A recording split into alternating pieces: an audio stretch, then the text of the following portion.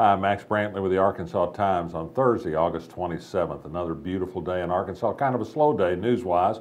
We did have a presidential candidate in town. Ben Carson, the doctor who's a Republican candidate for president, spoke at a rally on the front steps of the Capitol today. Several hundred people, 300 or 400 maybe a few more than that turned out, seemed happy to see him. He said the first thing that would happen if he were president of the United States is we'd have the strongest military in the world. I think we already do, but it's always popular in a Republican primary in particular to talk about building up the military.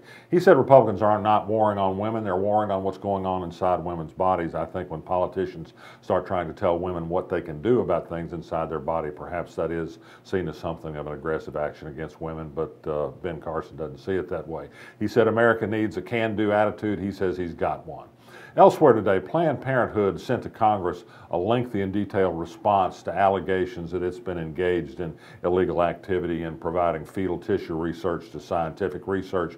It says videos done by an undercover anti-abortion activist, as it said before, but it had expert witness testimony to back it up this time. The tapes were heavily edited. They were done in a way to be misleading, to take words out of context. The group that put these together, of course, denies that. But the Planned Parenthood release says that there's grossly deceptive statements included in the way the things were presented. Even the so-called full videos had things excised from them, so we don't have a full account of what actually happened.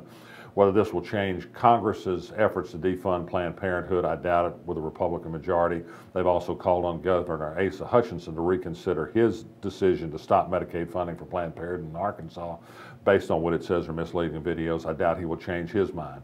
But as I said yesterday, I think there will be a lawsuit to prevent Arkansas from stopping this funding. It's happened in other states. There's no legal justification. The federal government says you can't stop Medicaid to a medical provider just because you don't like some of the things they do as long as they're legal, which is the case with Planned Parenthood.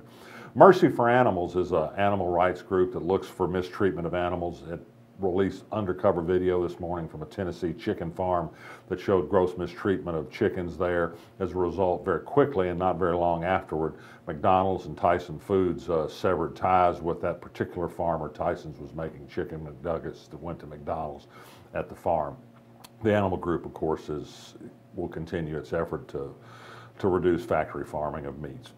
The matter of legal fees in the same-sex marriage case continues to percolate in Arkansas. There are now claims for legal fees totaling something like $500,000 in both state and federal court as a result of the lawsuits that successfully challenged the state's ban on same-sex marriage.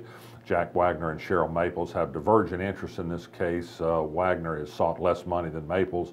Maples says that Wagner is unhappy about some of the treatment he received from clients, and that's why he has a difference of opinion with her billing. There's going to be a hearing set in October in Judge Chris Piazza's court on the bigger claim.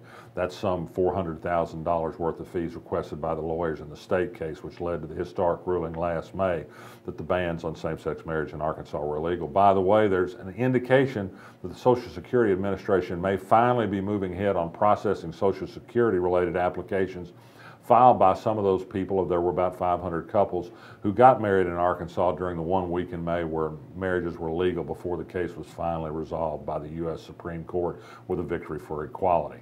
In the political world, Dianne Cary, a former member of the Little Rock School Board, the now defunct school board, says she's going to run for 2nd District Congress as a Democrat against French Hill, the incumbent Republican. Her odds are probably long, but it's always good to have a candidate. Finally, the outlets of Little Rock, which is going to open a big outlet mall at Otter Creek in October, continues to put out a list of its new retailers. I'm not a particular shopper. Today, their news release said they're going to have a bunch of retailers that are first time in Arkansas. Asics, GH Bass, Levi, and thank goodness for threadmen like me, Brooks Brothers. I'm joking, of course, but if you're a Brooks Brothers type, they're about to be an outlet store here. I'm Max Brantley. I'll be back tomorrow.